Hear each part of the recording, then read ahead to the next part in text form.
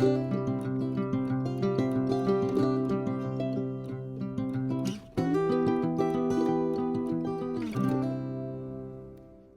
y'all, this is Krista from Saving Grace Homestead, and I am starting a new series called Let's Talk About Fill in the Blank. So for my first one, I want to talk about einkorn. A lot of people don't know what einkorn is, why it's amazing, and why they should bother trying it. So I make some sourdough bread loaves for a shop, and I make a regular loaf and then I make an einkorn loaf. And I've had a lot of people ask me, what is einkorn? A lot of them, if they see it on the sign, they don't even know how to pronounce it. Like, what is that? And then some people just won't ask me and won't try it because they have no idea what it is. So let's talk about it. For those of you who are maybe buying some of the loaves from the shop, and then some of you who are all over the world in different places, wherever you might be. If you've heard of einkorn, if you haven't heard of einkorn, wherever you fall on the spectrum, let's talk about it.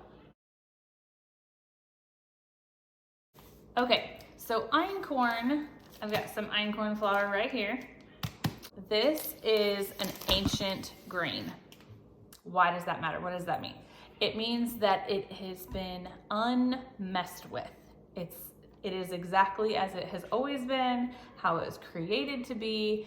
And why does that matter? Well, our regular flour, even if you go ahead and invest in organic, regular wheat flour has just been bred to be high production. And what does that mean for us? It means that it's lower in nutrients. It's been bred to be fast growing.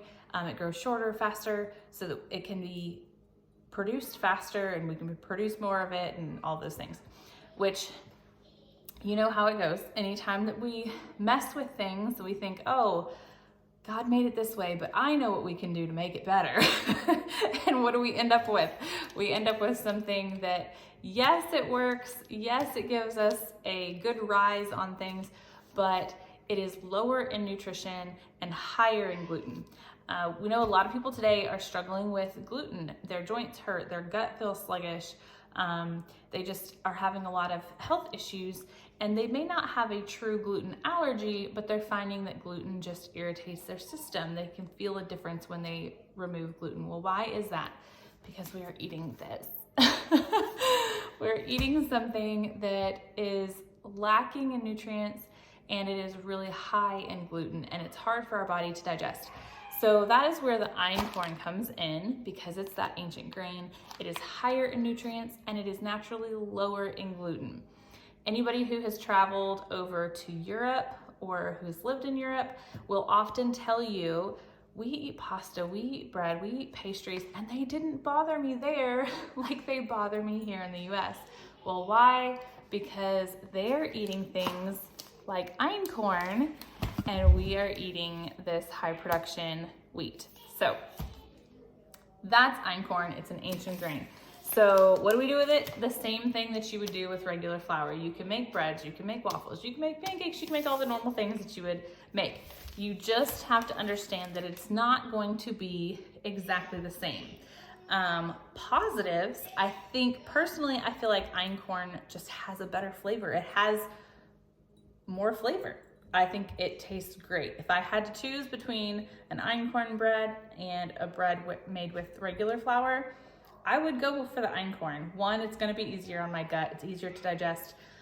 If you don't have a true gluten allergy, but you found that gluten bothers you, and you've been staying away from it, I would encourage you to give einkorn a try, because especially if it's sourdough, because it's going to be easier for your body to digest.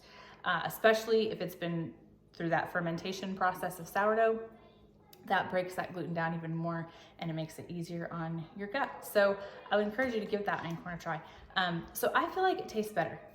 The downside is that you're not gonna get the same rise, and I'll show you here in a minute two loaves that I've made side by side, one with the regular and one with the einkorn, and you'll see what I mean. You're not gonna get quite as high of a rise because it is lower in gluten. Okay, here's a quick look at what they look like after they have risen and are ready to go into the oven. And you can see that this one is a little bit higher than my Einkorn. Here's the Einkorn and here is regular. So they are not going to get to the same height. And if you try to wait longer for this one to get higher, it's just gonna overproof. I've learned that the hard way. Okay, and now they're out of the oven and you can definitely see the difference here. Our regular loaf, it has definitely risen a lot more than our Einkorn loaf. And the Einkorn definitely looks a little bit more yellow. It looks a little creamier when it's in the discard stage, but both delicious, both fully risen, and they're just a little bit different. One other downside is that the Einkorn is more expensive than the regular flour. It can cost about twice as much as the regular flour. This one, especially if you're buying organic. I've not ever looked for non-organic Einkorn, but this one actually does come from Italy. It's the Jovial brand. I'm not sponsored by them or anything like that. This is just what I get, the Jovial brand, and it comes from Italy. So, you know, you're not gonna find a Walmart brand Einkorn, at least at this point. Maybe that's a future thing. If more of y'all start buying Einkorn, start requesting it, maybe we'll end up with like a Walmart priced organic Einkorn, I don't know. But for right now, it is more expensive. So that's one downside as well. But I do feel like the benefits outweigh the downside. So it's definitely something you should consider trying. When you're making bread with it, I found the recipe that I use for my loaves.